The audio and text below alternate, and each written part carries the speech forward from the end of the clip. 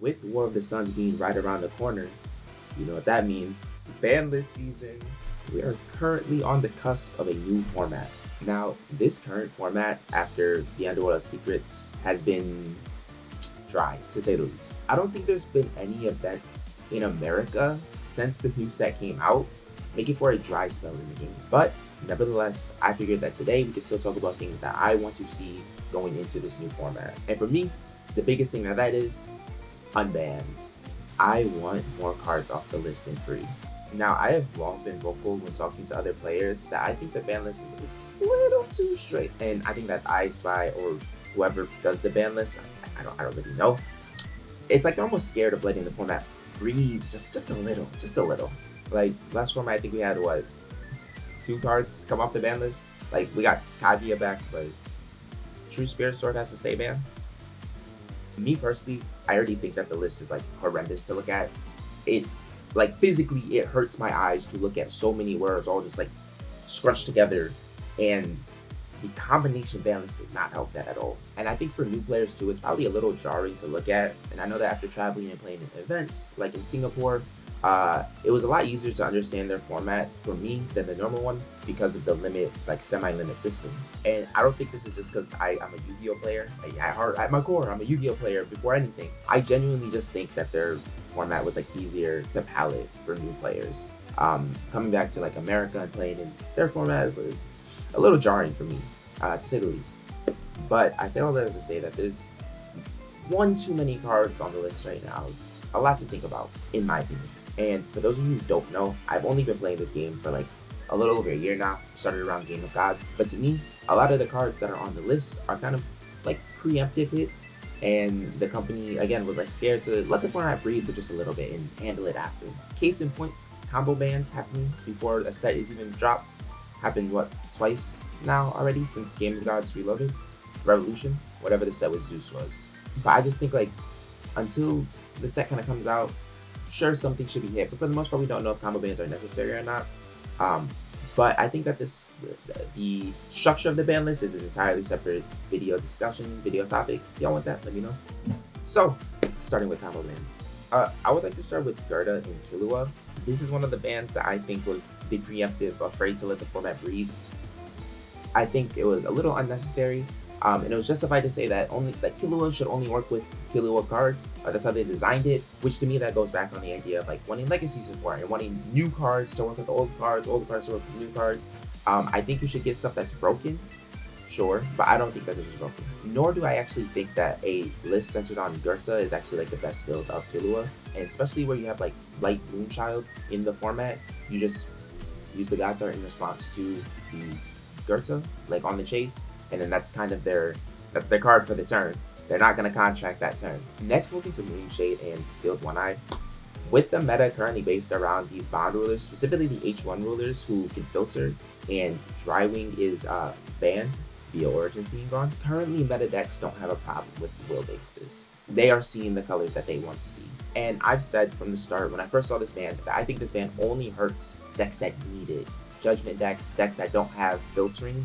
Because sure, you can use Moonshade to pay for Sealed One Eye, but there's other ways to pay for Sealed One Eye. Like Sealed One Eye himself, enables his ability. No Sun enables his ability. Like, I don't think that was really the deciding factor between these decks that can run Sealed One Eye and don't. Laura and Persephone, if your hand is just cancels, bounces, you're not winning the game. Run both if you want. Wind Servant of Ragnarok with Ragnarok. Now, correct me if I'm wrong, but I don't think I've seen anyone play this deck outside of a local level. Again, late to the game, but I just don't. I haven't seen it outside of a local level. I don't get what the reasoning behind this is. It's a bad singleton deck. Okay, so Heart to Heart and Hyde is another one of these hits that I think was a little too soon, a little bit preemptive.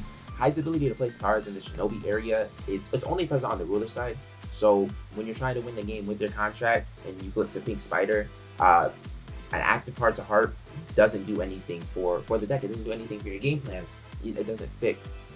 Her biggest weakness is not having cards in the EX area after flipping. On top of that, it's usually cards like Glowing Spider and Rusty's Fox that you placed early on that keep refilling your EX area. Not Hyde. Okay, Hanzo and Order Kaguya is definitely one that I felt better about saying before the Origins ban, because we would still have Drywing available. But with cards like Sealed One Eye in the format that can, destroy Hanzo for free, and this happens prior to him getting like the Moon Pump or generates more moons, it makes me think that this is an unban worth considering. At the very least, just think about it. I don't think anyone understood this one. Okay, so this one might be more controversial, but Light Child and Fire Child. I think that TUS did exactly what the company wanted and provided other combinations of Moon Children that you could use, such as like the Serious Messenger or the Killua one. But the reason people aren't using them is because they're deck specific. Like, you can't say that you want people to mix and match Moon Children, but you can't use the Moon Children outside of the rulers that they came with. Sure, people can run the Ethereal Moonchild, but realistically, a lot of decks aren't benefiting from a Shinobi area or from either of the EX areas. So because like the children are so specific, of course people aren't going to mix and match their H1 rulers with these new combos because they don't benefit from them. But Hyde and Reinhardt are for sure running their children because they're good. They do exactly what the deck needs them to do. And on top of that, Red Moonchild or Fire Moonchild already seems less good the more that Memory of Worlds starts to see play. Okay, for our last one, Squirrel Solari and Recon Drone. That's another one that I think that was done a little bit too soon. And they justify it by saying that it's too close to Origins, but this only works in Gears decks, which we only have 3 of now because we have Olga. Recon Drone can't put himself on the field unless you have a Gears ruler. And I don't think that the deck, either of the Gears ones that we have right now, has been particularly active outside of the top 16 for Irons at FOW Fest, and maybe 6-9 is because of the contract rates, but at the same point, I think that this was like done a little bit too soon, and no, Squirrel does not do the same thing as Driving. Alright, moving on to our regular bans that I think can come back. I'm gonna start it off hot. I don't care if this one's controversial. I think that Change the World is bait, and that it does not make the new Reflect Refrain good. I think that it makes them playable at best. I think that the deck is just a little bit too inconvenient, that the odd numbers of like 3 and 7 and all that stuff, and all the masteries too, that it's too much that makes the deck unplayable, that I don't think that getting Change the World is going to sit here and make the biggest difference of like, all right, well, now the deck is tier 0. I think that it makes the deck playable and able to compete with some of the other decks in the meta right now. So Interdimensional Vessel Apollo, I think that this is one that can open the way to more like kind of unique playstyles and gameplay. It gives people a thing to consider. I don't think it's going to make old Kaguya decks good again. I don't think it's going to make Time Spinning Witch like meta, but I think it would provide an incentive to go at least explore these decks and maybe have more fun with them on a local level even. Now, Law of Silence is one that I have mixed feelings on. It normally could stay on the list. I don't think Silence is very good for any sort of game, especially because it's a one-sided silence. It's not a turn skip for everyone, it's a turn skip for just you. But we have Angelic Battle Barrier, which is more generic by only costing 1 white and 1 void. Not to mention it can go free and it can draw a card. Like at this point, we can just get the silences off the list. Now, I did not play during the Scheherazade time. I was not a part of that, what is it, Eternal Speaker of Night format, Eternal Sherry format. But I don't think Sherry is nearly as powerful now as she was when she first came out. Like, a lot of her silver bullets and stuff were made for the decks at that time, canceling fire chance, removing counters, and her ability to apply pressure now compared to what she could do then, it's a lot slower than what other decks are doing now, like what kind of pressure decks are applying now. I think it's worth the thought to bring her back. I think that she could sit as like a playable, at least like maybe like a tier 2, tier 3 deck this format. Probably a good rogue choice. Again, earlier. Why is this still on here? Okay, so at this point, every green deck has their own Wall of Wind. Killua got one, Olga got one, and most of those decks don't even want to play their Wall of Wind. And if they're playing it, it's not for the Wall of Wind part.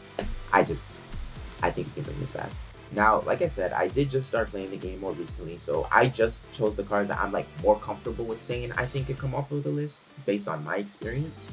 But as some quick honorable mentions to cards that I think should be like considered for being unbanned, I think Gretel, Otherworld Dreams, and Severing Winds could all be looked at as cards to come off of the list.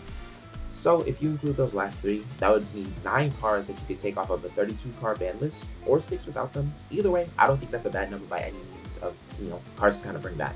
For combo bans, that would also clean up 9 of the 32. It would clean up 9 of the 32 combo bans that we already have. Now, despite there not being any events, I know that some people have been talking about Light Moonchild or Light Moonchild or Dex's advice, neither of which I think are necessary to be banned. I don't really see like a whole lot of stuff that needs to get hits at this point. Like, I'm not entirely against Light Moonchild getting X, but I don't think that it's the most necessary thing right now. But nay, the biggest takeaway I think that you should have from this video, unban Origins. But let me know what you think could/should be banned or unbanned. Let me know what you think of my list, if you love it or hate it. I could be wrong. I have been wrong before. Feel free to let me know what you think down in the comments below. But either way, God bless you all. Thank you for watching. Peace.